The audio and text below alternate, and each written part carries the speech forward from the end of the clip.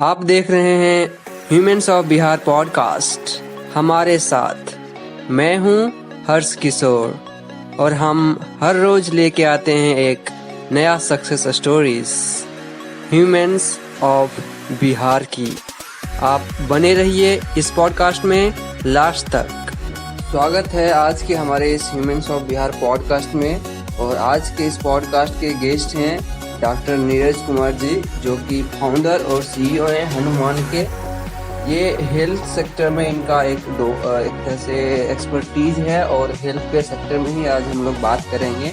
और ख़ास करके जब बिहार की बात करते हैं तो बिहार में क्या हेल्थ केयर एक तरह से इंफ्रास्ट्रक्चर है, कैसे हेल्थ केयर काम करती है, और बहुत सारी बातें करेंगे उनसे करते हैं हमारे इस पॉडकास्ट में, ह्यूमंस ऑफ बिहार के पॉडकास्ट में। और जानेंगे आज पूरे आपके बारे में, बचपन से लेके और अभी तक का जो सफ़र रहा, या लाइफ स्टाइल का बोले या फिर एंटरप्रेन्योरियल जर्नी बोले या फिर बिजनेस, और एक ऑल्सो हेल्थ केयर सेक्टर में क्या आपका योगदान रहा।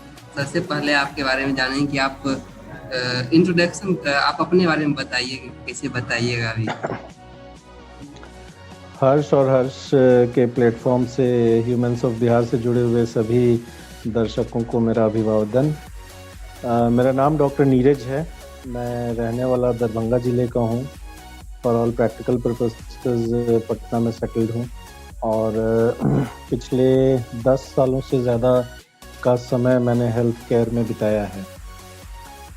और मेरी जर्नी बहुत ही इंटरेस्टिंग रही है। ख़ास करके जो यंग बच्चे मुझसे जब बात करते हैं तो मैं ये बताता हूँ कि हेल्थ केयर में बहुत अनयूजुअली ऐसा होता है कि एक बहुत नीचे के पायदान से ऊपर के पायदान तक लोग आते हैं। तो जब आप होटल इंडस्ट्री में देखेंगे तो आप देखेंगे कि होटल का कोई भी जनरल मैनेजर जो है वो एक टाइम पे होटल के अंदर सबसे नीचे पिरामिड पे काम करने वाला आदमी ज़रूर होता है। उसने अपने हाथों से बेड मेकिंग की होती है, उसने अपने हाथों से बर्तन धोए होते हैं, वो शेफ़ का काम किया होता है, तब जा कर के कभी वो जनरल मैनेजर बनता है। बट अगर आप हॉस्पिटल मैनेजमेंट इंडस्ट्री को देखेंगे तो आप देखेंगे कि यूजुअली लोग MBA करते हैं और एग्जीक्यूटिव रोल्स में आते हैं, या बहुत सारे डॉक्टर्स जो है वो मैनेजरियल रोल में नहीं आ पाते हैं, वो अपने क्लिनिकल वर्क में ही रहते हैं। और उसका बहुत बड़ा कारण इंडिया में डॉक्टर्स के अभाव का भी है। तो मेरी जर्नी बहुत इंटरेस्टिंग रही है। आई स्टार्टेड माई कैरियर, मैंने EMT इमरजेंसी मेडिकल टेक्नीशियन से ले करके, और उस पर्टिकुलर रोल के अंदर मैंने एम्बुलेंस में पेशेंट्स ट्रांसपोर्ट किए हैं, हॉस्पिटल में स्ट्रेचर्स के ऊपर पेशेंट को शिफ्ट किया है। और एक वहाँ के जर्नी से ले करके, और मैंने अपनी लंबी पढ़ाई, मैंने अपना मेडिकल ग्रेजुएशन किया, फिर MBA किया, फिर MPhil किया बिट्स पिलानी से हॉस्पिटल हेल्थ सिस्टम्स मैनेजमेंट में। तो अपनी लंबी पढ़ाई हेल्थ केयर के अंदर की है। और इन 10 सालों में मैंने 100 बेड के हॉस्पिटल्स की एक श्रृंखला बिहार में 3 हॉस्पिटल्स रन करती थी एक कंपनी, उसके लिए मैंने काम किया एज अ CEO। और फाइनली जब कोविड की मार से पूरी दुनिया परेशान हुई तो मुझे उसमें एक अपॉर्चुनिटी दिखी कि आज अगर घर में बैठ जाएंगे, तो डॉक्टर्स ने पूरी दुनिया में आगे बढ़ करके कोविड से लड़ा है। इसी वजह से मैं भी बोला कि अभी आज ही मौका है। अगर आगे बढ़ करके लोगों के लिए कुछ नहीं कर पाए तो शायद ज़िंदगी भर अपने आप से आँख नहीं मिला पाएंगे। तो मेरा स्पेशलाइजेशन इमरजेंसी मेडिकल सर्विसेज था, तो मैंने ये डिसाइड किया कि मैं इमरजेंसी मेडिकल सर्विसेज में ही कुछ करूँगा। सो मैंने जो प्रॉब्लम आइडेंटिफाई किया वो ये किया कि उस समय में पूरे भारत के एम्बुलेंसेज की कमी की वजह से एक अपॉर्चुनिटी आ गई लोगों के पास। उन्होंने जो है एम्बुलेंसेज के लिए बहुत ज़्यादा चार्जेस लेना शुरू कर दिया था। मतलब 10 किलोमीटर 10,000 20,000 रुपये कर रहे थे। और अदर देन कोविड भी अगर आप देखें तो एम्बुलेंस एक बड़ी समस्या है। आम दिन रोज के दिनों में भी आप देखते हैं कि न्यूज़ में आता है कि सरकारी हॉस्पिटल हो या प्राइवेट हॉस्पिटल हो, लोगों को अपने घर वापस जाने के लिए, अस्पताल पहुंच पाने के लिए एम्बुलेंसेज नहीं मिल पाती हैं। कई लोगों की मौत तो रोड पे हो जाती है या एन रूट किसी कार से आने के दौरान हो जाती है। तो ये प्रॉब्लम को मैं एड्रेस करना चाहता था और मेरे दिमाग में ये था कि टेक्नोलॉजी का जब इतना अच्छा उपयोग ओला और उबेर जैसी संस्थाएं कर रही हैं और आपको 15 मिनट में अगर आपके घर के नज़दीक कार मिल सकता है, तो ये तो एक इमरजेंसी मेडिकल सर्विसेज है जो कि मिलना ही चाहिए। सही। तो हमने जो है अपने दूसरे साथी दीपक के साथ मिलकर के टेक्नोलॉजी डेवलप की और ऐप बेस्ड सर्विस जो कि मेरे समझ से जितना मैं जानता हूँ इस पार्ट ऑफ कंट्री के लिए पहला ऐप बेस्ड सर्विस हमने लॉन्च किया जिसका नाम हमने हनुमान रखा। जी बिल्कुल बिल्कुल, बहुत बढ़िया एक तरह से आपने काम किए हैं। ठीक है, तो फिर आपका जर्नी जानते हैं। बचपन से आप जब बचपन में थे तो आप क्या सोचते थे मेडिकल इंडस्ट्री को लेके, और क्या कैरियर प्लानिंग था? एक बचपन के बारे में बताइए। देखिए, मेरे फादर टीचर हैं, केंद्रीय विद्यालय के शिक्षक रहे हैं और बचपन से ही मतलब हम लोग 80s के बर्थ हैं। 80s में पैदा हुए बच्चों के पास कैरियर ऑप्शंस बहुत ज़्यादा नहीं होते थे। मतलब बचपन से उनके दिमाग में ये भर दिया जाता था कि आपको क्या बनना है। तो आज जो आपका जनरेशन है इसके पास ये लिवरेज है सोचने का कि मेरा हॉबी क्या है, मेरा इंटरेस्ट क्या है, मेरा पैशन क्या है और मैं क्या करना चाहता हूँ। बट 80s 90s के जो बच्चे थे उनके पास बहुत ज़्यादा स्किल की तैयारी करते थे या इंजीनियरिंग की तैयारी करते थे। तो हमारे मेरी जो कैरियर जर्नी रही है, केंद्रीय विद्यालय का स्टूडेंट रहा हूँ और फादर केंद्रीय विद्यालय में टीचर थे और बचपन से यही बताया गया कि आपको डॉक्टर बनना है। तो हमने जो है अपनी पूरी तैयारी, पूरी एजुकेशन उसी मामले में की कि मुझे एक दिन बड़ा होकर डॉक्टर बनना है। तो हमारे पास बहुत कैरियर ऑप्शंस हमने सोचा ही नहीं। बट यस, चूंकि बचपन से दिमाग में था और वो फील्ड हमें मिला काम करने के लिए, तो वो बहुत इंटरेस्टिंग भी था और मैंने पूरे पैशन के साथ उसमें काम भी किया अभी तक। बिल्कुल बिल्कुल, जब बिहार की बात करते हैं तो बिहार का एजुकेशन और बिहार का कल्चर कैसे हेल्प करता है एक ऐसा माइंडसेट बिल्ड करने में कि मतलब ऐसा स्टेप लें हेल्थ केयर सेक्टर में जाने के लिए? क्या परेशानियां आपको आई डिसीजन लेने के लिए हेल्थ केयर सेक्टर में आने के लिए, खास करके जब देखिए, बिहार की बात करते हैं? बिहार के कल्चरल पर्सपेक्टिव में अगर आप इसको देखेंगे तो बिहार में एजुकेशन का मतलब ही होता है सरकारी नौकरी। मतलब आप दुनिया में बेहतरीन काम कर सकते हैं और आपको लोग जानते हैं, पहचानते हैं, आप पैसे कमा सकते हैं। लेकिन अगर आप सरकारी कर्मचारी नहीं हैं तो लोग आपको उतना तरजीह नहीं देते हैं जितना कि आपको मिलना चाहिए आपके दूसरे कामों की वजह से। तो ये एक बहुत ही नेचुरल सी टेंडेंसी रही है।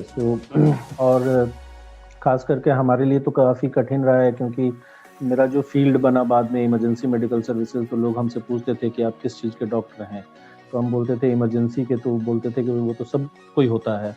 तो ये काफ़ी डिफ़िकल्ट जर्नी होता है किसी भी बिहारी पर्सन के लिए कि वो एक लीग से हट के कुछ कर सके।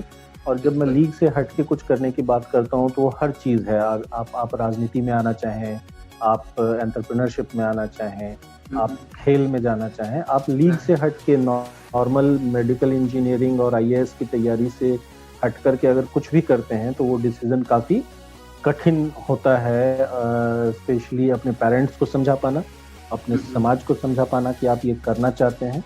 इसलिए डिसीजन मेकिंग जो है ये बहुत ही इंडिविजुअलिस्टिक होता है बिहार में। अगर आपने ये सोचा है कि आपको करना है तो आपको पहला कदम भी खुद उठाना पड़ेगा और शायद आखिरी कदम तक भी खुद ही चल के जाना पड़ेगा, क्योंकि लोग बहुत कम आपका साथ देंगे। ये एक बहुत ही कॉमन सी चीज़ है जो मैंने अपने जीवन में भी अनुभव किया है और मेरे जितने मित्र हैं, साथी हैं, जो आज जिनको मैं स्टार्टअप्स में जानता हूँ या जो अपने करियर में बहुत सक्सेसफुल हुए हैं, तो ऐसे सभी लोगों को मैंने देखा है कि ये जर्नी काफ़ी डिफ़िकल्ट रही है। मेरे साथ व्यक्तिगत ऐसा नहीं हुआ क्योंकि मेरे फादर टीचर हैं और बहुत कोऑपरेटिव रहे हैं। उन्होंने दुनिया देखी है, कई डिफरेंट स्टेट्स में उन्होंने काम किया है। तो मेरे हर डिसीज़न को मैं एक तरीके से कहूँगा मैं लकी हूँ कि मेरे हर डिसीज़न को मेरे मम्मी डैडी ने शुरू से जो है उसको सपोर्ट किया है और कभी भी जो है ये नहीं कहा कि तुम्हें ये नहीं करना चाहिए। उन्होंने ये कहा कि इसको करने से पहले 2 बार और सोच लो, क्योंकि इसके रिजल्ट्स तुम्ही को भोगने हैं। मतलब हमारा काम था तुमको पढ़ा देना, तुमको पढ़ा दिया, इसके आगे क्या करना है ये तुमको देखना है। तो उन्होंने कभी ये नहीं कहा कि तुमको ये नहीं करना है, उन्होंने ये जरूर कहा कि आप इसको सोच लीजिए एक बार और कि आपको ये करने से फायदा होगा कि नहीं होगा। क्योंकि यकी रहा हूँ कि बहुत ज़्यादा रेजिस्टेंस एंटरप्रेन्योरशिप के लिए, एक नौकरी छोड़ करके और अपना बिजनेस स्टार्ट करने के लिए बहुत ज़्यादा रेजिस्टेंस नहीं मिला मुझे फैमिली से, इनफैक्ट बहुत ज़्यादा सपोर्ट मिला है। बिल्कुल बिल्कुल। और आप क्या सलाह देंगे वो स्टूडेंट्स को, खास करके जो अभी स्कूल और कॉलेजेस में हैं, जो हेल्थ केयर सेक्टर में अपना एक करियर बनाना चाहते हैं, और एक क्या एडवाइस दीजिएगा एक एज ए पेरेंट्स किस टाइप से एक बच्चे को तैयार करें जो कि उनको डिसीजन लेने में, खुद का डिसीजन लेने में उनको सपोर्ट एक तरह से हेल्प हो। बहुत ही विस्तार में आंसर देने वाला सवाल आपने पूछा है, बट बहुत रेलिवेंट है, इसीलिए मैं इसको बताना चाहूँगा। सो बेसिकली मेरा पर्सनल ऐसा मानना है कि बच्चों को आज की डेट में इतनी ज़्यादा कैरियर ऑप्शंस मिल रहे हैं कि बच्चे अब कंफ्यूज्ड हैं। हम एक एक्सट्रीम वो था कि हमारे पास कोई कैरियर ऑप्शन नहीं था, हमको मतलब मुझे लगता है कि मैं 7-8 साल का होऊंगा तब से मुझे पता था कि मुझे क्या बनना है। कुछ लोग बन पाते हैं, कुछ लोग नहीं बन पाते हैं, वो अपनी अपनी किस्मत है, लेकिन लोगों को पता होता था। 80 के दशक में पैदा हुए जितने बच्चे थे उनको ये 7वें-8वें साल से ये पता होता था कि उनको क्या बनना है। तो वो एक एक्सट्रीम था जैसा नहीं होना चाहिए। एक एक्सट्रीम आज का मैं देखता हूँ जहाँ 6 साल, 7 साल, 8 साल, 10 साल के बच्चे कोडिंग कर रहे हैं, मतलब उनको भी ऐप बनाना है। तो आज जो है वो एक ऐसा एक्सट्रीम भी है जहाँ बच्चों का चॉइस हर रोज़ बदलता है। आज वो टीवी पे अगर किसी मूवी में एक बच्चे को सक्सेसफुल होकर बिजनेसमैन बनता देखते हैं तो उनको बिजनेसमैन बनना है, कल वो उसी को एक टेक्नोक्रेट के रूप में देखेंगे तो उनको टेक्नोक्रेट बनना है, परसों वो उसको हैकर के रूप में देखेंगे तो उसको हैकर भी बनना है। तो आज के डेट में बच्चों के आगे इतना ज़्यादा कैरियर ऑप्शंस खुल गया है और एजुकेशन भी इतना सुलभ हो गया है, जो कि इंटरनेट के माध्यम से, डिफरेंट डिजिटल प्लेटफॉर्म के माध्यम से आपको इतना सारा एजुकेशन का मटेरियल मिलता है और पढ़ाई बहुत आसान हो रखी है पहले से। एटलीस्ट सुगम तो ज़रूर हो गई है, आसान सब शायद ठीक नहीं होगा, बट सुलभ तो ज़रूर हो गया है कि पढ़ाई आपको बहुत सुलभ से, अगर आप पढ़ना चाहते हैं तो आपके पास इनफ मटेरियल कम पैसे में और बहुत सारे साधन उपलब्ध होते हैं। सो अब अभी भी डिसीजन लेना बहुत मुश्किल है, क्योंकि जब आपके पास ऑप्शंस बहुत आ जाते हैं तो डिसीजन लेना और कठिन होता है। सो मेरा बहुत स्पेसिफिक सलाह है कि अपने आप को टाइम दें, मतलब चकाचौंध में नहीं पड़ें। जो सामने चमकती हुई, बहुत पुरानी कहावत है कि हर चमकती हुई चीज़ सोना नहीं होती है, तो आपके आसपास दिखने वाली हर अच्छी चीज़, किसी की सक्सेस जर्नी या किसी का मूवी में आ जाना या किसी का मैगजीन पे छप जाना, ये सक्सेस का पैमाना नहीं है। सो मेरा आप जैसे जनरेशन्स में जो भी बच्चे हैं, इनसे ये ज़रूर मैं कहना चाहता हूँ कि हर चमकती हुई चीज़ सोना नहीं होती है। इसको बहुत ही डेप्थ में समझने की ज़रूरत है कि सक्सेस के मायने क्या हैं, आपको क्या चाहिए, आपके अंतर्मन को क्या चाहिए और आप किस काबिल हैं।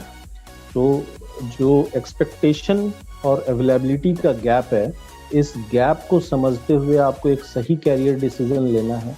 इसलिए you must have mentors in your life जो आपको सही दिशा दे सकें। अपने टीचर से बात करिए, गार्जियन से बात करिए, और सबसे बड़ी बात जिसको मैं बार बार कहता हूँ, बहुत प्रभावित नहीं होइए आसपास की चीज़ों को देख करके, उससे इन्फ्लुएंस होइए कि ये क्या चीज़ है, उसको जानने की जिज्ञासा रखिए, लेकिन उनसे बहुत ज़्यादा प्रभावित होकर के कि मुझे यही करना है, ये एक गलत डिसीजन हो जाता है। बिल्कुल बिल्कुल।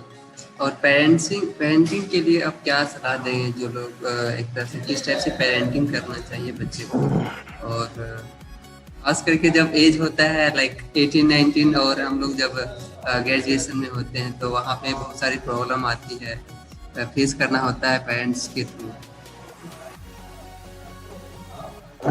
देखिए, मेरा अनुभव बहुत कम है पेरेंटिंग के लिए और लकीली मुझे मेरे पेरेंट्स बहुत ही सपोर्टिव मिले हैं, इसलिए मैं बहुत सटीक ढंग से इसको तो नहीं बोल पाऊँगा, बट मैं इतना ज़रूर समझता हूँ कि पहले की अपेक्षाकृत अब पेरेंटिंग डिफ़िकल्ट हो गई है। पहले हम अपने गार्जियन से डरते थे। उनको मतलब पहले 2 छोटे से डिफरेंसेस बताता हूँ। मेरे डैडी के स्कूटर की आवाज़ आती थी, तो मैं भाग करके जाता था और किताब खोल के बैठ जाता था। और आज मेरे कार की आवाज़ आती है, जब मैं घर वापस आता हूँ, मेरे कार की आवाज़ आती है, तो मेरे 2 बच्चे हैं, दोनों भागते हुए मेरे पास आते हैं और मेरे सीने से चिपक जाते हैं। तो ये जो फ्रेंडली एनवायरनमेंट बन गया है अपने पेरेंट्स के साथ, ये बहुत ही पॉज़िटिव चेंज है। लेकिन इसके साथ जो है ये भी एक डिफ़रेंस है कि बच्चों के अंदर डिसिप्लिन कम हुआ है पहले से और उस डिसिप्लिन कम होने की वजह से जो डिसीज़न मेकिंग है पेरेंट्स के हाथ पे, वो भी कम हो रखी है।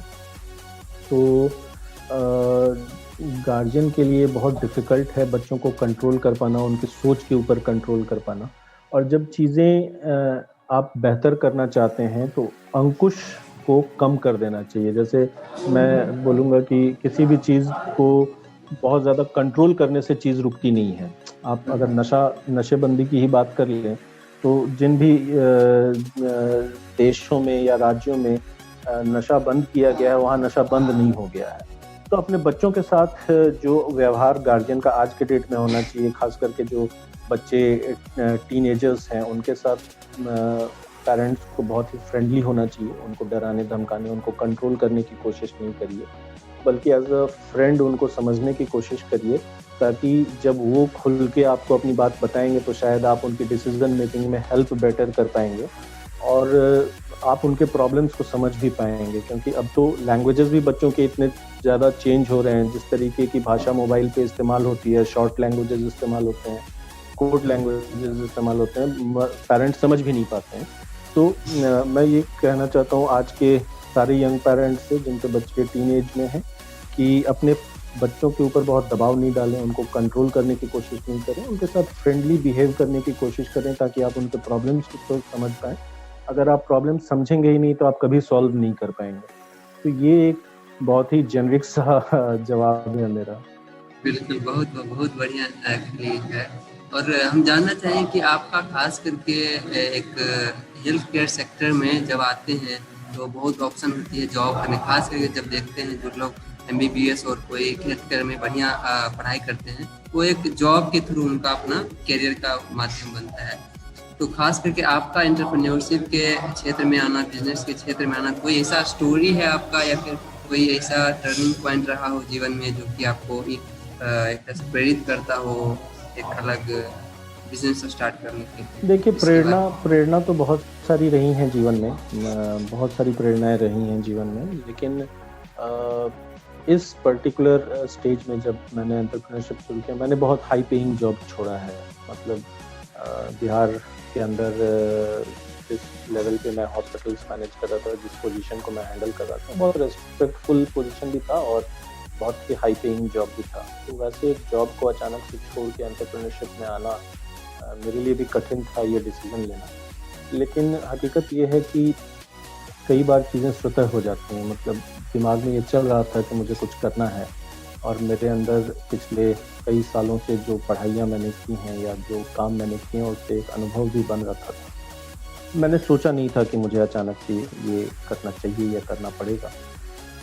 लेकिन जब कोविड हुआ, तो पूरी दुनिया बंद थी और जिस तरीके के प्रॉब्लम्स मैंने देखे, मतलब अभी हम पेरेंट्स और बच्चों के रिलेशन की बात कर रहे हैं, हमारे पास ऐसे-ऐसे कॉल्स आते हैं जहाँ पेरेंट को बच्चों ने अपने घर में बंद कर दिया है और एम्बुलेंस कॉल कर रहे हैं कि सर शायद उनको कोविड हो गया है, तो 4 आदमी ले जाइएगा एम्बुलेंस में ले जाने के लिए, हम लोग उनको छू नहीं रहे हैं।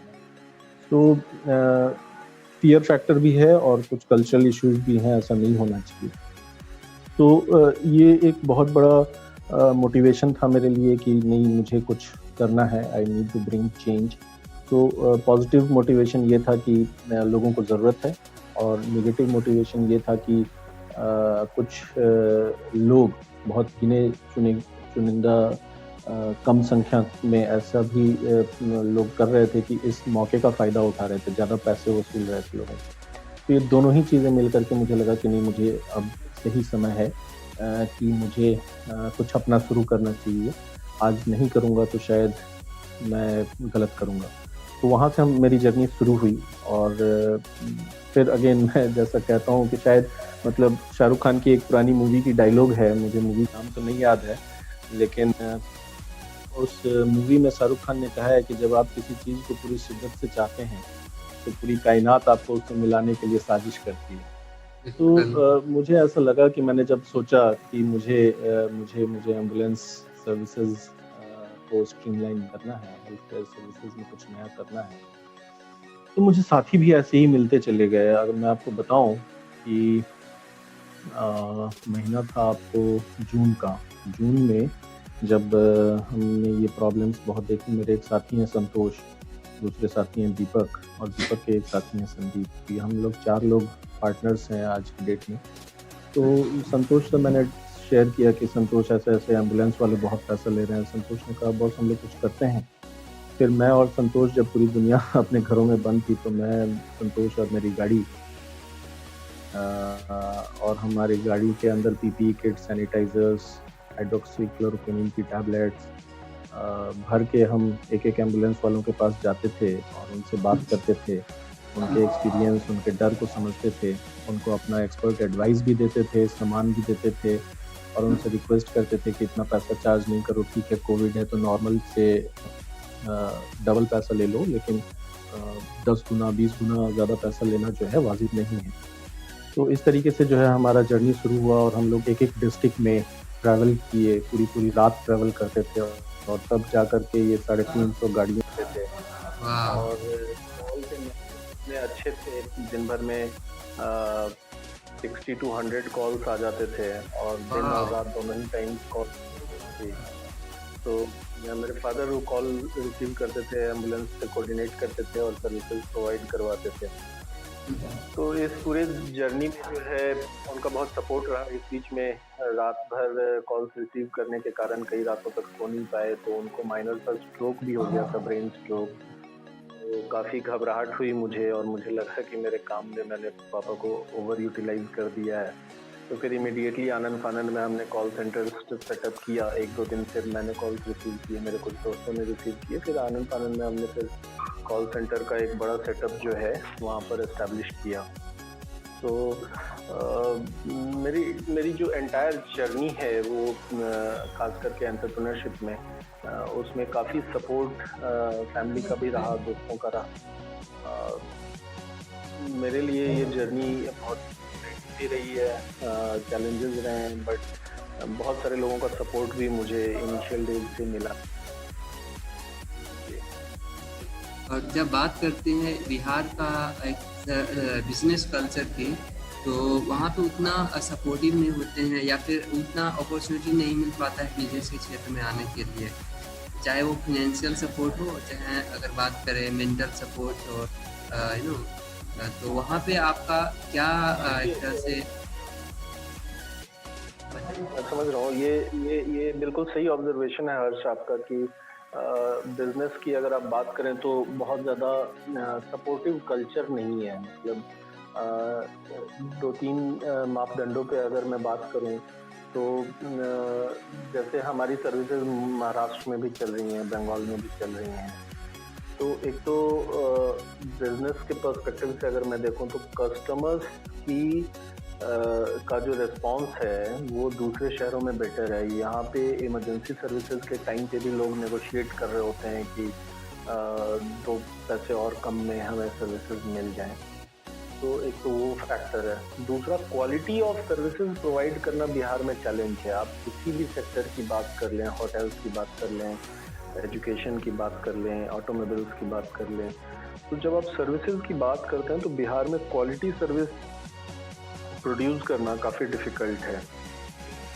हेल्थ केयर में भी अगर आप देखें स्पेसिफिकली तो the quality of nursing services, the quality of hospital cleanliness, the quality of ambulances that we provide, ये काफ़ी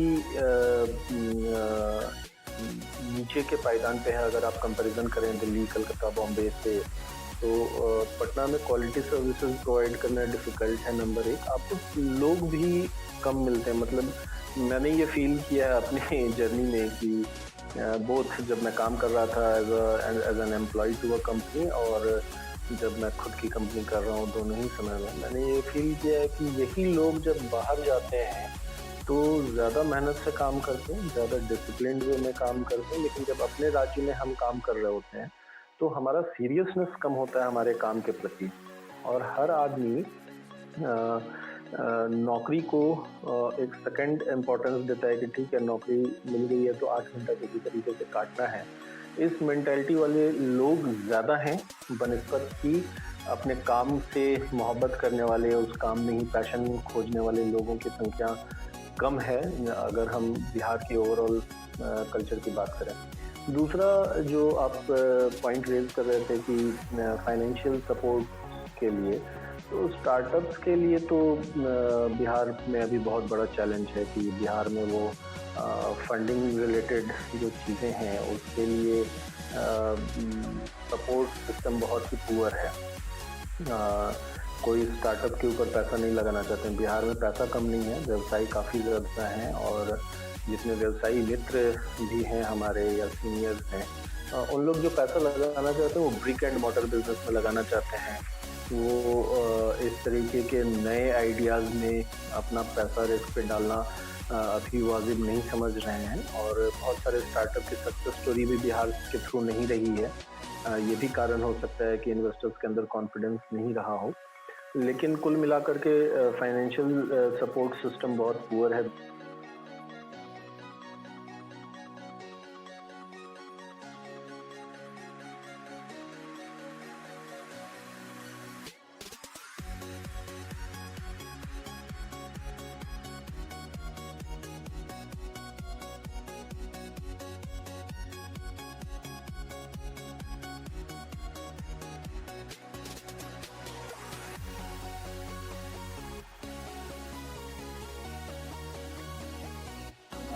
हेलो।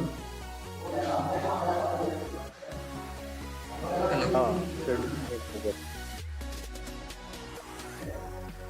हाँ हर्ष, मैं सुन पा रहा हूँ। हाँ, फिनेंशियल सपोर्ट्स के बारे में बता रहे थे। एक्चुअली यहाँ पे थोड़ा हाँ लाइव ही कट। हाँ, बताइए। Network issue. हाँ। मैं वही बोल रहा था कि गवर्नमेंट ऑफ बिहार का अपना स्टार्टअप पॉलिसी है और उसमें उन्होंने काफ़ी अच्छे नंबर्स ऑफ स्टार्टअप्स को सपोर्ट भी किया, फंड भी किया है, बट वो अमाउंट अभी बहुत कम है और स्टार्टअप को जो सपोर्ट चाहिए वो केवल पैसे से नहीं चाहिए। आप बिहार के कल्चर की अगर बात करें तो हमें बहुत ज़्यादा मेंटरशिप रिक्वायरमेंट भी बिहार के अंदर एंटरप्रेन्योरशिप में बहुत ज़्यादा मेंटरशिप रिक्वायरमेंट है। खास करके अर्ली स्टेज स्टार्टअप्स में है बहुत ज़्यादा रिक्वायरमेंट हमें मेंटरशिप की है। अपना पिच डेक कैसे बनाएं, फाइनेंशियल प्रोजेक्शंस कैसे बनाएं, आपकी खुद की पिच प्रेजेंटेशन ट्रेनिंग्स हैं, बिजनेस से रिलेटेड जो डिफरेंट सेक्टर्स हैं उस सेक्टर के एक्सपर्ट से कैसे बात करें। तो ये सारी चीज़ें जो है मेंटरशिप के अंदर ज़रूरत पड़ती है और बिहार में कोई एक ऐसी पेरेंट ऑर्गेनाइजेशन या आप बात करें तो इनक्यूबेटर इस पैमाने पे काम नहीं कर पा रही है जहाँ बहुत अच्छी मेंटरशिप प्रोवाइड कर पाए। फॉर्चुनेटली हम लोग कनेक्ट हो पाए अनुभव प्रसाद मैडम से, जो यूएन में मैडम और करेकेबा वेंचर्स करके बिहार में लॉन्च किया है। तो हमें बहुत अच्छा मेंटरशिप मिला करेकेबा के थ्रू और हमें उन्होंने इंडस्ट्री एक्सपर्ट से कनेक्ट किया, हमें उन्होंने हमारे फाइनेंशियल प्रोजेक्शंस बिल्ड करने में हेल्प की। तो पूरे 3 महीने का आप समझिए कि मेंटरशिप उन्होंने हमें प्रोवाइड किया, जिसमें कि हमने काफ़ी कुछ सीखा बिजनेस के डिफरेंट एस्पेक्ट्स के बारे में। बट ये जो सपोर्ट हमें मिला वो मेरे लिए तो एक भगवान के वरदान टाइप का आ गया कि मतलब बिहार में कोई ऐसा प्लेटफॉर्म मैं नहीं जानता था, एटलीस्ट हो सकता है एग्जिस्ट कर रहा हूँ, मैं नहीं जानता था। और अचानक से जब हमने ये बिजनेस शुरू किया तभी करेकेबा वेंचर्स का भी बिहार में एंट्री हुआ, तो हमारे लिए तो बहुत बड़ा सपोर्ट सिस्टम क्रिएट हुआ है। बिल्कुल बिल्कुल। तो इनक्यूबेटर का बहुत बड़ा रोल होता है एक स्टार्टअप के लिए और एंटरप्रेन्योर्स के लिए।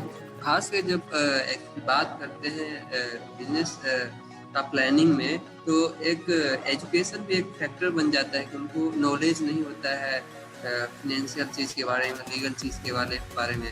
तो वहाँ पे आप क्या गाइडेंस देंगे और आप कैसे उसको एक तरह से हैंडल किए, जो खासकर कभी स्टार्टअप में आ रहे हैं लोग, वो क्या सलाह देंगे? क्या देखिए, इनकेस इनक्यूबेटर्स बताइए। इनक्यूबेटर्स की रिक्वायरमेंट बहुत हाई है। मतलब अगर आप एक स्टार्टअप कंपनी करते हैं, लोगों के पास आइडियाज़ बहुत हैं। मतलब इतने अच्छे अच्छे आइडियाज़ हैं कि मुझे लगता है कि मैं ही बहुत पिछड़ा हूँ। आइडियाज़ बहुत हैं, बट हर आइडिया काम कर जाए ये ज़रूरी नहीं है। और आइडिया होना और बिजनेस को सक्सेसफुली एग्जीक्यूट कर लेना दो अलग अलग बातें हैं। सो एक आइडिया से एक सक्सेसफुल बिजनेस तक आने में जो आपको सबसे ज़्यादा मदद करता है, वो लोगों को लगता है पैसा होता तो हम सब कर लेते, लेकिन पैसे से आप नहीं कर सकते हैं। आपको गाइडेंस चाहिए, आपको नो हाउ चाहिए, टेक्निकल नो हाउ चाहिए, एक्सपीरियंस चाहिए, इंडस्ट्री में कनेक्ट चाहिए। तो ये सारी चीज़ें जो है आपको एक मेंटरशिप प्लेटफॉर्म ही प्रोवाइड कर सकती है। या नहीं तो आप सीजन प्लेयर्स हैं, 15 साल 20 साल का अनुभव है और इंडस्ट्री में सेम इंडस्ट्री में कूदे हैं जो आप पिछले 10 सालों से कर रहे हैं, तो शायद आप बेटर प्लेस्ड होंगे।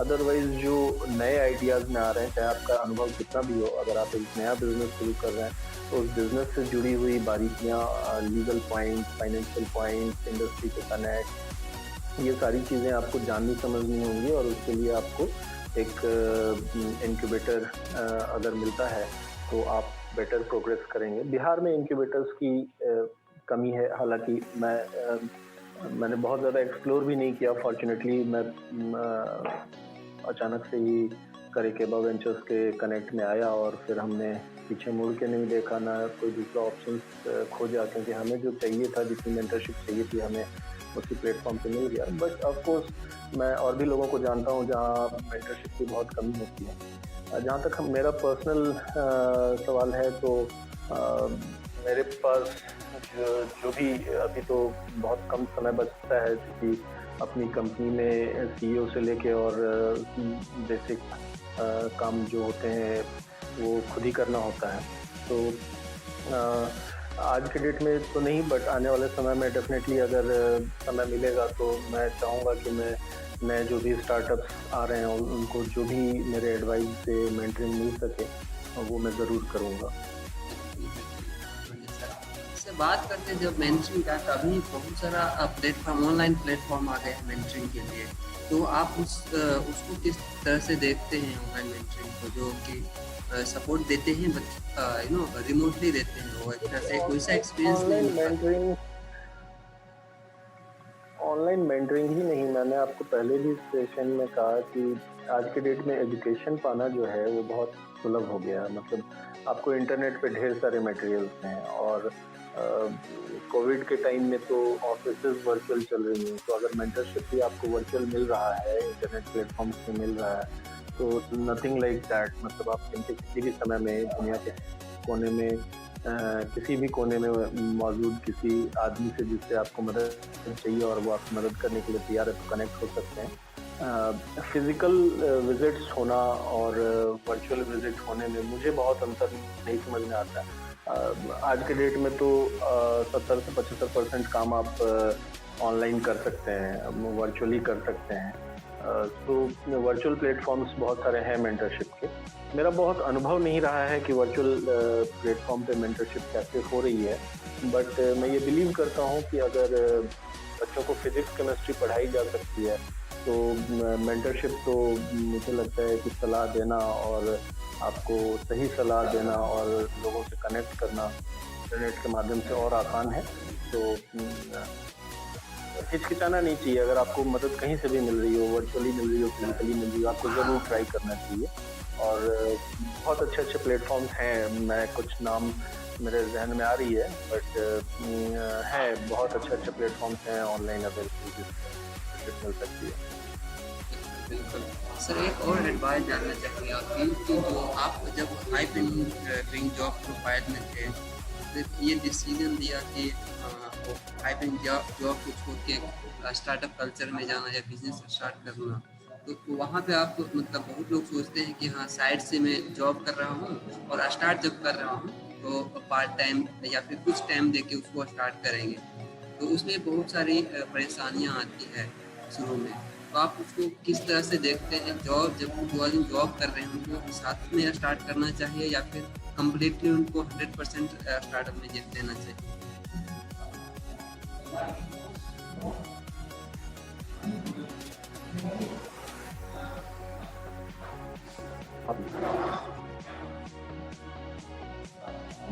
आवाज आवाज नहीं आ रही?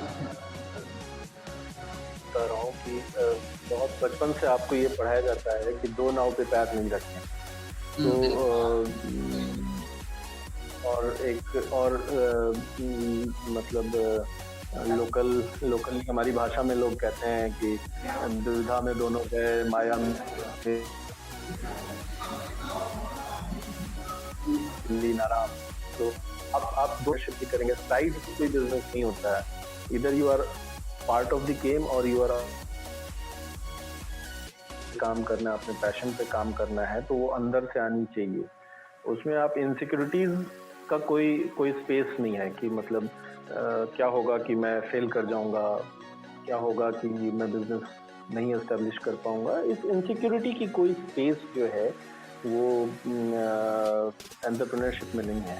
You can have plan A and plan B कि अगर ये काम नहीं करेगा तो मैं ये करूंगा, ये काम नहीं करेगा तो मैं ये भी करूंगा, लेकिन आपके पास जीतने का मजा होना चाहिए कि मैं अंत तक लड़ूंगा।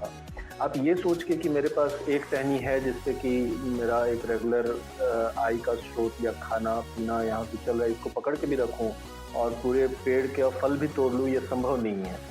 तो इस मानसिकता से तो बाहर निकलना पड़ेगा। मुझे लगता है कि मैं जब अनुभव मैम से बात कर रहा था तो अनुभव मैडम का भी ये कहना था कि उन्होंने दुनिया भर में स्टार्टअप्स को मेंटरिंग की है और वो बिहार में आकर के उनको ऐसा फील होता है कि बिहार से निकले हुए जो एंटरप्रेन्योर्स, नए बडिंग एंटरप्रेन्योर्स हैं, वो बहुत ज़्यादा सिक्योरिटी खोलते हैं कि मैं नौकरी भी बचा के रखूं और मैं अपना बिजनेस लगाना चाहिए। अगर आप बिजनेस कर रहे हैं तो बिजनेस करिए और पूरे मन से, तन से, धन से करिए। बिजनेस के फेलियर के बारे में नहीं सोचिए और आप प्लान बी बनाइए। ये नहीं सोचिए कि मैं जो काम कर रहा था वो भी करता रहूं और एक नया काम भी कर लूंगा और दोनों को मिला भी लूंगा। दो नाव पे पैर रख के काम नहीं होगा। ये बहुत प्लेन एंड सिंपल ब्लंट है, बट सच्चाई यही है कि नहीं कर पाएंगे। हाँ, अगर आपके पास मल्टीपल को फाउंडर्स हैं, 2 4 5 को फाउंडर्स हैं, तो आप half of the team full time काम कर सकती है, कुछ लोग पार्ट टाइम काम कर सकते हैं, जॉब रोल से एक्सचेंज कर सकते हैं। बट इस तरीके से आप नहीं सोच सकते हैं कि मैं एक नौकरी भी कर लूँ, सरकारी हो गैर सरकारी हो, उससे मतलब नहीं है। दोनों चीजें आप एक साथ नहीं कर पाएंगे, ना करना चाहिए। सर, तो आप थोड़ा अपना टीम के बारे में बताइए कि आप कैसे एक टीम बिल्ड किए। खास करके जब स्टार्टअप की बात करते हैं तो आदमी को एक तरह से क्या बोलते हैं उसको, रिक्वेस्ट करना और या फिर रेडी करना कोई एक बड़ा प्लान के लिए या फिर बिजनेस के लिए। बहुत लोग उसमें रिस्क नहीं लेना चाहते हैं, उनको कॉर्पोरेट जॉब अच्छा लगता है और वो सेफ रहना चाहते हैं। तो उसमें आपने कैसे उनको कन्विंस किया अपने स्टार्टअप के लिए और कैसे आपने एक टीम बिल्ड की? देखिए, एंटरप्रेन्योरशिप की जो जर्नी है वो बहुत कठिन होती है लेकिन बहुत मज़ेदार भी होती है। बिल्कुल। अगर मैं अपनी बात करूं तो मुझे तो लोगों को कन्विंस नहीं करना पड़ा। मतलब मेरा एक तो हमारी बिजनेस का basic idea app based emergency medical services या app based medical services at your door step. हम घरों तक पहुंचते हैं और वहाँ पे लैब के सैंपल्स कलेक्ट कर पाते हैं, हम घरों में जा कर के लोगों की ECG कर पाते हैं, हम घरों में जा कर के पोस्ट सर्जिकल ड्रेसिंग कर पाते हैं। तो मैंने अपने टीम के आगे जिनको मुझे जोड़ना था उनके आगे अपनी बेसिक विजन को रखा कि अगर आप ऑनलाइन शादी के लिए लड़की खोज सकते हैं, जो कि जीवन का सबसे महत्वपूर्ण डिसीजन है, तो मेरे फादर के ब्लड प्रेशर चेक करने के लिए मुझे ऑनलाइन नर्स क्यों नहीं मिल सकती है। तो जब 15 मिनट के अंदर मेरे पास एक कैब हो सकता है, कार हो सकता है, तो 15 मिनट के अंदर मेरे पास एम्बुलेंस क्यों नहीं हो सकता। ये विजन जब मैंने अपने टीम के आगे रखा तो टीम काफ़ी एक्साइटेड थी, उनका भरोसा मेरे अंदर था कि मैं जो करूँगा वो सही करूँगा। और लोगों ने मेरे भरोसे पे और बिजनेस के आइडिया और बिजनेस के नॉवेल कॉज की वजह से लोग मेरे साथ जुड़े। ये मेरी पर्सनल स्टोरी है, but most of the startups जिनकी स्टोरी मैंने पढ़ी है, तो लोग जब अपने बिजनेस लीडर से जुड़ते हैं या किसी भी बिजनेस से जुड़ते हैं, दुनिया का कोई सा भी बिजनेस आप ले लीजिए, तो लोग केवल पैसे के लिए आपसे नहीं जुड़ते हैं। लीडर्स को जो समझना है, खास करके जो यंग बडिंग एंटरप्रेन्योर्स हैं, उनको ये समझना चाहिए कि लोग आपके साथ सिर्फ पैसे के चलते नहीं जुड़ते हैं। लोग आपसे जुड़ते हैं इसलिए कि उनको उनके काम में इंटरेस्ट है, जो काम वो करना चाहते हैं वो काम इंटरेस्टिंग लगे। जो काम वो करने जा रहे हैं, जो काम आप उनको प्रपोज कर रहे हैं, उस काम का फायदा उनको न कि खुद के लिए बल्कि अपने परिवार के लिए और समाज में एक बड़े तबके में वो फायदा पहुंचता हुआ दिखे। तो ये 2-3 चीज़ें अगर आप मैच करेंगे कि उनके सोशल नीड्स भी पूरी हों, उनकी फिजिकल नीड्स भी पूरी हों और उनकी फाइनेंशियल नीड्स भी पूरी हों, तो लोग ऑटोमेटिकली आपके साथ जुड़ते हैं। तो कंपनी का विजन जो है वो एक एंटरप्रेन्योर को बहुत जल्दी खुश होगा और अपने लोगों को कम्युनिकेट करना बहुत ही स्ट्रांगली, जिसमें आपका बिलीव हो। आप डाउट में नहीं आइए कि मैंने ऐसा सोचा ये काम करेगा नहीं करेगा, अच्छा एक बार ट्राई करके देखते हैं। इस विजन के साथ लोग आपके साथ नहीं जुड़ेंगे, चाहे आप कितना भी पैसा उनको ऑफर कर दें। पहले तो विजन आपको खुद डिफाइन करना होगा कि आप करना क्या चाहते हैं, और उस विजन के अंदर कन्विक्शन होना चाहिए कि मैं ये कर ही लूँगा। तब जाकर के लोग आपसे जुड़ेंगे, आपके प्रॉस एंड कॉन्स को इवैल्यूएट करके कि उनको पैसे क्या मिलने वाले हैं, कि समाज को क्या फ़ायदा होगा, मेरे परिवार को क्या फ़ायदा होगा, इनकी ज़रूरत भी है इस तरीके की सर्विसेज की कि नहीं। तो ये सारी चीज़ें देख करके लोग स्वतः आपसे जुड़ते हैं। जहाँ तक पैसे का सवाल है कि लोग नौकरी छोड़ के मेरे साथ क्यों आए, तो मेरी इंडिविजुअलिस्टिक स्टोरी तो मैंने बताई। मेरे जो पार्टनर हैं, 4 में से 3 पार्टनर, 2 मतलब एक मैं हूँ और 2 और पार्टनर हैं, लेकिन मुझे सालों से जानते थे और मैंने जब बोला कि मैं ये करना चाहता हूँ तो लोगों ने बिना सवाल किए मेरे साथ आने पर डिसीजन ले लिया। जो चौथे हैं संदीप भी एक आईटी प्रोफेशनल हैं और उन्होंने भी जो है मेरे विज़न को समझा और वो भी हमारे साथ आए। मेरे लिए बहुत डिफ़िकल्ट नहीं रहा, बट मैंने अपने सीनियर्स को, जिन लोगों को मैंने एंटरप्रेन्योरशिप में आते हुए देखा है, उनके साथ भी मेरा जितना भी बात रहा है, तो मैंने यही सीखा, यही जाना है। विजन स्ट्रांग है तो आपको लोग मिल जाएंगे, अच्छे लोग मिल जाएंगे जो आपके साथ चलना चाहते हैं। सर, थोड़ा आप अपना हनुमान के बारे में बताइए कि अभी खास करके कहाँ तक हनुमान पहुँच पाया है और फ्यूचर का क्या प्लान है, कहाँ तक अभी खास करके ऑपरेशन की बात करते हैं तो बिहार में क्या फ्यूचर प्लानिंग है? देखिए, हनुमान को हमने फॉर्मली जुलाई 2020 में स्टार्ट किया और मिड जुलाई 2020 से हमने उसको स्टार्ट किया और आज 22 जिलों में 350 से ज़्यादा एम्बुलेंस का नेटवर्क हमारा है। करीब 5 डिस्ट्रिक्ट के अंदर हमारा लैब सैंपल कलेक्शन हो रहा है और home health care, emergency first responder जैसे सर्विसेज पटना में हमने स्टार्ट किए हैं। हमारा टारगेट बहुत बड़ा है। हम चाहते हैं कि कंपनी का विज़न ये है कि हम रोड पे किसी को मरता हुआ ना देखें। मैंने 5 सालों के अंदर हनुमान के प्लेटफॉर्म के नीचे हमारा ये प्रॉमिस है अपने आप से कि हम सड़क पे मरता हुआ किसी को नहीं देखें। Every emergency will have an ambulance eight there finger tips. आप कहीं से भी भारतवर्ष के किसी कोने से आप एम्बुलेंस खोजेंगे तो आपको एम्बुलेंस मिल जानी चाहिए, इमरजेंसी मेडिकल फैसिलिटीज़ मिलनी चाहिए। ये हमारा विज़न है। और other than emergency medical facilities, हर वो सर्विस जो डोर स्टेप पे मेडिकल में प्रोवाइड करना पॉसिबल है, उन सारी सर्विसेज को डोर स्टेप तक प्रोवाइड कर पाएँ, ये हमारा प्रॉमिस है अपने आप से और हम ये डिलीवर करेंगे और हम पूरे हिंदुस्तान के अंदर अपनी सर्विसेज ले जाना चाहते हैं। बिल्कुल, बहुत बढ़िया सर। सर, आप अभी जो लिसनर यहाँ पे जो ये पॉडकास्ट सुन रहे हैं उनको क्या अपनी लाइफ से कुछ लर्निंग ऐसा शेयर करिए जो उनको एक तरह से हेल्प करे, उनको एक हेल्थ केयर सेक्टर में आने क्या सलाह है? देखिए, हेल्थ केयर सेक्टर में आने के लिए तो मैं स्पेसिफिक किसी को नहीं कहता हूँ कि आपको हेल्थ केयर सेक्टर में आना ही चाहिए।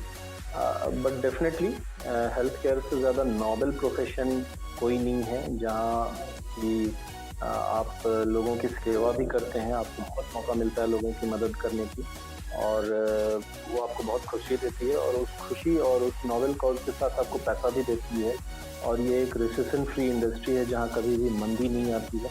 इसलिए health care as a career opportunity बहुत ही बढ़िया है और आपको ज़रूर आना चाहिए। साथ ही हेल्थ केयर की जर्नी जो है वो कठिन है, मतलब अगर आप किसी दूसरी इंडस्ट्री से आप तुलना कर लें तो हेल्थ केयर में जो पढ़ाई करनी होती है वो काफ़ी लंबी पढ़ाई होती है।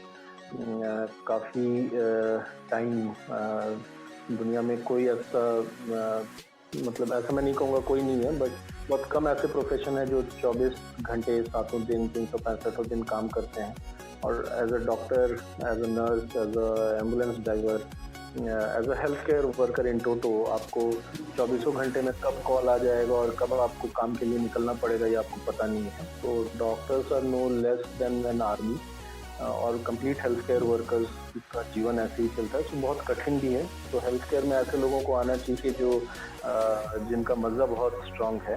और दूसरा कि हेल्थ केयर में बहुत बदलाव की ज़रूरत है। तो यंग माइंड जिनका एंटरप्रेन्योरल माइंडसेट हो, जिनका चेंज अडॉप्ट करने का माइंडसेट हो, जो दुनिया में कुछ बदलना चाहते हैं, उनको हेल्थ केयर में ज़रूर आना चाहिए क्योंकि टेक्नोलॉजी ने दुनिया के हर क्षेत्र के अंदर प्रवेश किया है, मेडिकल के अंदर भी प्रवेश किया है, लेकिन मेडिकल में भी बहुत बड़ा क्षेत्र है जहाँ की emerging technologies like machine learning, artificial intelligence, इस तरीके की टेक्नोलॉजी का एंट्री जो है वो हेल्थ केयर में बहुत स्लो है और बहुत बड़ा एरिया है जहाँ की रिसर्च के माध्यम से और नई टेक्नोलॉजी के माध्यम से आप बहुत बड़ा डिसरप्शन क्रिएट कर सकते हैं। तो हेल्थ केयर एक बहुत ही वर्जिन लैंड है अभी एंटरप्रेन्योर्स के लिए, यंग माइंड्स के लिए जो कि आएँ और हेल्थ केयर को पूरी तरीके से ट्रांसफॉर्म कर सकें। तो you must try, means young generation को मैं यही कहूँगा कि उनको ज़रूर कोशिश करनी चाहिए हेल्थ केयर में और स्टडी करना चाहिए। बिल्कुल बिल्कुल, बहुत अच्छा लगा आपसे बात करके और आपकी लाइफ स्टोरी जान के। उम्मीद है कि जो भी लिसनर है यहाँ पे बहुत कुछ सीखने को मिला होगा और आपका बहुत बहुत धन्यवाद शो में आने के लिए। बहुत बहुत धन्यवाद हर्ष, आपको भी मेरी बहुत शुभकामनाएं। आपने हमें ये प्लेटफॉर्म दिया जहां हम अपनी ज़िंदगी की कुछ बातें शेयर कर सकें। अगर मेरा अनुभव किसी के काम कुछ भी आए तो मुझे बहुत खुशी होगी और मैं अपने सभी दर्शकों को आपके माध्यम से ये कहूँगा कि हनुमान ऐप ज़रूर डाउनलोड करें, प्ले स्टोर में अवेलेबल है और हमारी सर्विसेज पूरे बिहार में उपलब्ध है। हमें सराहें और हमें सपोर्ट करें। Thank you.